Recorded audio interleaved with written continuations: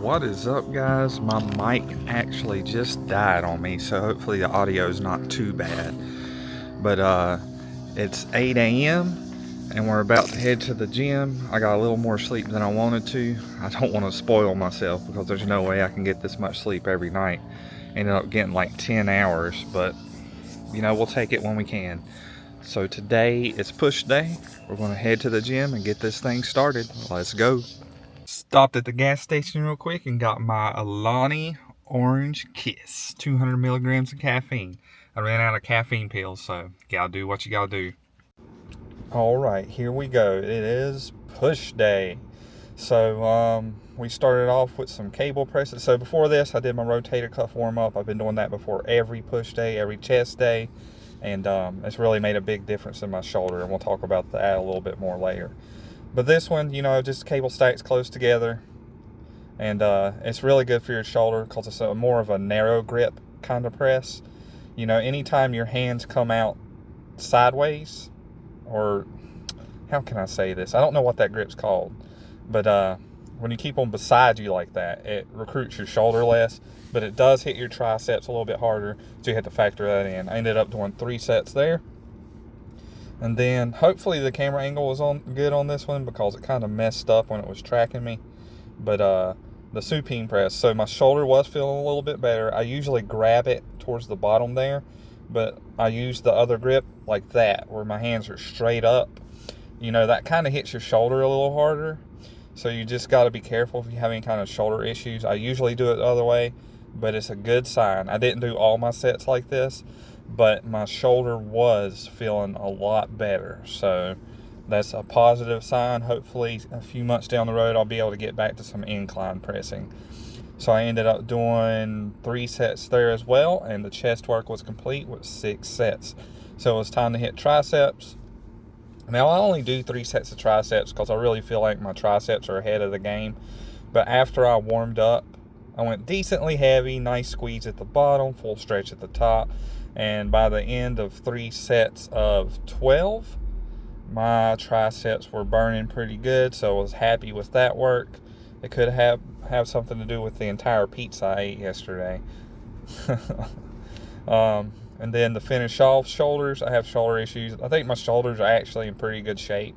But either way, I only do 3 sets for my shoulders too. I did switch it up. I have gone up in weight here to 7.5 pounds. I would do 5 reps on one side, and then I'd switch to the other side, do 5 reps. I did that back and forth twice. I feel like this is going to be a good way for me to slowly heal my shoulders, strengthen it, and move up the weight. Eventually move that pin down to the big old 10 pounds. Yeah, that's right, 10 pounds on cable lateral raises. That is a hard jump to make. But I did 2 sets like that, and then I did 1 set straight, 10 reps each side, and my shoulders were definitely on fire. So I did include my pose down on this one, and I do, I filmed that vertical, so if you're watching it sideways, it might not look 100% right, but I do a pose down after every workout just to kind of see my progress and to practice my posing in case one day I decide I want to step on a stage. And I think my confidence is building, and as I get leaner, it's going to make me want to get on stage and do a bodybuilding competition eventually. And it's more for the experience. If I were able to win something like that, that'd be pretty cool. But to be able to do that would also be cool. Just show up. But I appreciate it, guys. Now let's get in the car and have a little conversation. There you have it. Almost said leg day is complete. That was definitely not a leg day. Push day complete. And, it's the funniest thing since watching my last video. I realize I talk with more confidence when I'm holding the microphone in my hand. I don't know why that is, but, it is what it is. So it was a very solid push day. We just went over that workout, saw everything that happened. And I will say something that I'm realizing is that at 40 years old, you have a lot of life experiences, especially when you're going to the gym. We're just going to make this more gym related than motivational or anything like that. But when you go to the gym semi-consistently over 15 years, you get to 40 years old, and you have some life experiences, you start to realize that once you lock in and you take all that knowledge that you've gathered over the last 15 years, as long as you're able to take, constructive criticism and, really look at what you're doing and have some good takeaways, some bad takeaways, and adjust. Once you take all of that into account and you really focus on your goals, holy crap, it really starts to line up. Because I'm just seeing my weight drop, seeing my shoulder injury slowly, ever so slowly disappear, see myself, the biggest surprise to me not drinking is how it affects my mood. My mood is a lot more stable.